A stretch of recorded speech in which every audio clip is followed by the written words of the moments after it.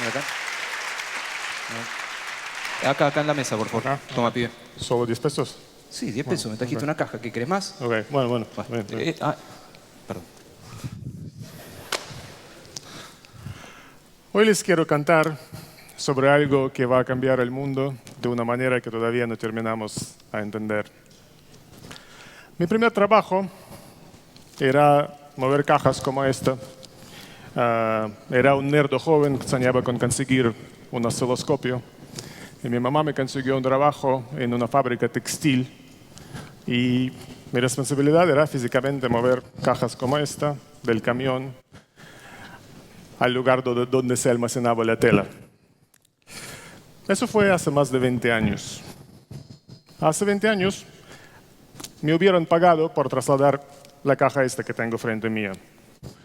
Hoy no estoy tan seguro. Y en 10 años seguramente nadie me pagaría por eso. Porque lo que tengo acá son revistas, discos, muy divertido, fotos,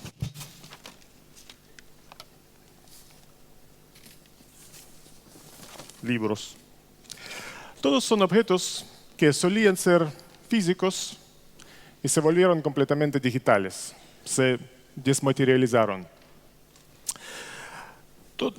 Cuando mandamos una canción a un amigo, ya no hace falta poner esto en el sobre y mandarlo físicamente. Lo mandas como MP3, como un attachment. No hace falta comprar libros físicos, descargamos cualquier de millones disponibles de Amazon instantáneamente. No hace falta comprar revistas, porque casi siempre los leemos online. El mundo físico es casi infinitamente flexible. Si tomamos una foto, podemos agrandarla, achicarla, ponerle onda de los años 70 en Instagram, agregar un bigote, sacar un bigote, lo que sea. Y cuando un objeto se vuelve digital, el mundo cambia. Una de las empresas más poderosas y más famosas del siglo XX, Kodak, fue a la quiebra el año pasado porque el negocio de fotos físicos desapareció.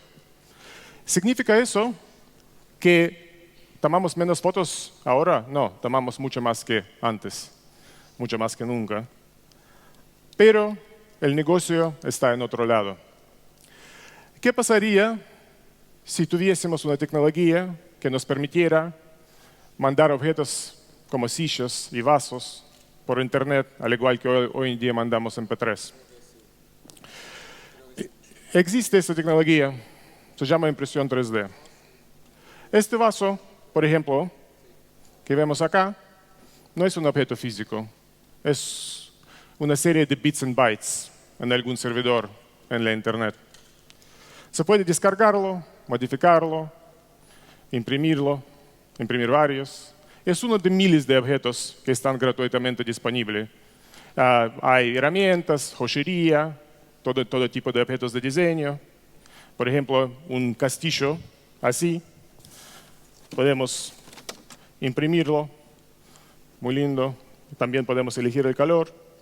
Cada vez que lo mostramos a un arquitecto, casi se empiezan a llorar, porque se acuerdan de los años de su vida que perdieron haciendo maquetas a mano.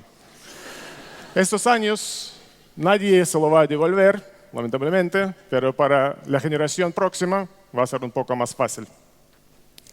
Si no nos copa ningún diseño que podemos encontrar en Internet, podemos dibujar nuestro propio. Como por ejemplo, este vaso. Fue dibujado en menos de una hora en un programa. Y como cualquier objeto digital, es infinitamente flexible. Podemos agrandarlo, achicarlo, agregarle una asa, o 2 asas, o 5. Después podemos elegir el color y imprimir los que nos gustan. A mí me gustaron con 1 y con 5. El de 5, desde el punto de vista funcional, no es muy útil, pero es muy divertido imprimirlo. Y demuestra las posibilidades de esta tecnología. ¿Cómo funciona? Bastante simple. Es un cabezal como impresora común, pero mueve en 3 dimensiones. Deposita un material en una capita finita, después otra sobre eso, otra y otra, y así va construyendo un objeto, como si fueran una serie de fotos pegadas una sobre otra. Parece bastante sencillo, pero tiene implicancias profundas. ¿Qué tal general es esta tecnología? ¿Solo está buena para juguetes como esta, para fastidiar a los arquitectos?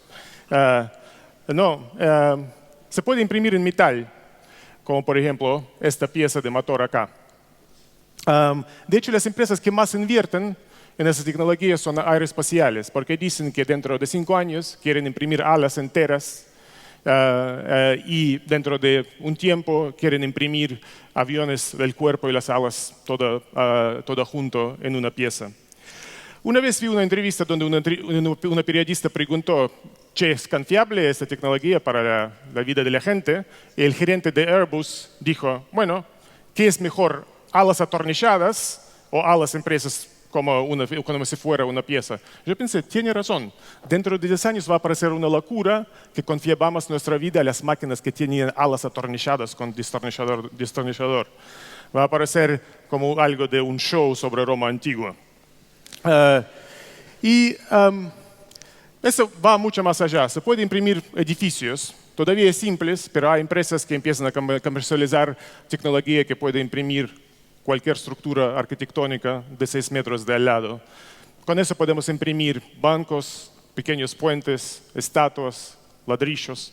Y hay proyectos que dentro de poco tiempo van a poder imprimir edificios enteros. Inclusive hay en España un proyecto que está experimentando con impresora que puede imprimir con una arena local y la luz del sol como energía. Imagínense lo que algún día esto va a hacer para el problema de viviendas. Se puede imprimir dientes, otro tipo de prótesis, y lo mejor es que están hechos a base de un escaneo 3D. Y de esta manera se ven exactamente igual como la parte de tu cuerpo que perdiste y que tenés que reemplazar. Se puede imprimir órganos, por ahora muy simples. Hay pacientes que viven con vejigas, pero está avanzando rápido y algún día puede pasar que soluciona el problema de trasplantes. ¿Qué tiene que ver órganos y dientes y edificios y motores? Parecen que no tienen nada que ver uno con otro, pero en realidad comparten algo muy profundo. El filósofo Bertrand Russell decía que hay 2 tipos de trabajo: mover materia en el espacio y decirle a otra gente que mueva materia en el espacio, como Diego me dijo recién. Esto en realidad es una analogía bastante correcta. Mover una caja, mezclar insumos de una ensalada, construir un edificio capa por capa, ladrillo por ladrillo, es en el fondo el mismo problema, de colocar algún tipo de materia, de algún tipo de insumo, de una manera deseada. Con esto, ¿qué cambia? Cambia todo. Cambia, por ejemplo, el mundo de logística. El iPhone tiene muchas partes: una brújula, 2 cámaras, una pantalla, un micrófono. Y todas esas partes vienen de Italia, de Estados Unidos, de Taiwán, a China, donde los ensamblan y después mandan de vuelta a Estados Unidos, a Italia, a Taiwán para ser vendidos. ¿Qué pasaría si se pudiera imprimir directamente en el barrio del consumidor final? Con eso cambiaría todo el paradigma de venta minorista. Nunca puede pasar una liquidación. ¿Por qué? ¿Qué significa liquidación? Que la tienda compró demasiado insumos y no lo pudo vender. Con esa tecnología, si nadie te lo compra, vos no lo imprimís. Por la misma razón, nunca puede pasar que venís y te dicen, bueno, disculpe que se nos acabó este ítem, que la próxima semana y no sé qué. Porque si el consumidor te lo pide, lo imprimís, y si no te lo pide, no lo imprimís. Cambia el mundo de diseño. Si vemos alrededor nuestro, casi todo que nos rodea, las estructuras, tienen aristas rectas.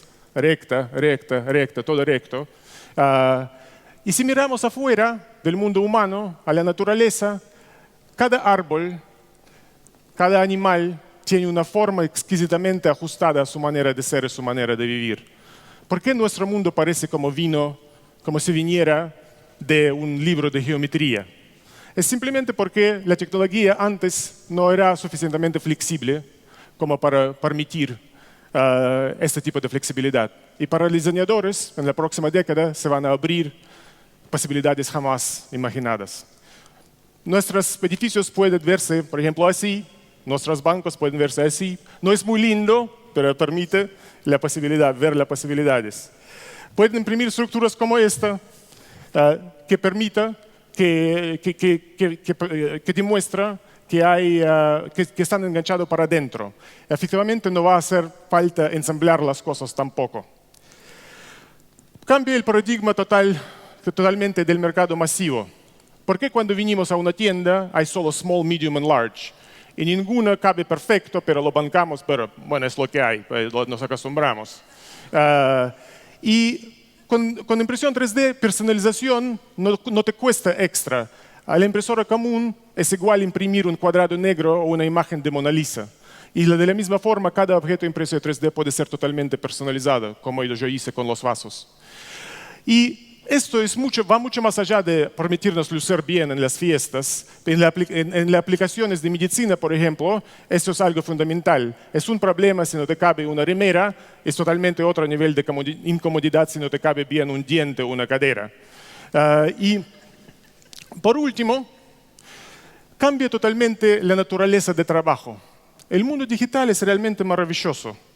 Si yo tengo una canción y quiero hacer una copia para un amigo, lo hago instantáneamente. Si quiero 10, lo hago instantáneamente. Si quiero 100, lo hago instantáneamente. Una vez que algo está hecho, una vez está hecho 1.000.000 de veces. Es por eso que hay tantos videos disponibles en YouTube, muchos son muy buenos, porque a la gente le copa que tienen otra gente que lo vea, que tienen millones de seguidores, que tienen millones de vistas.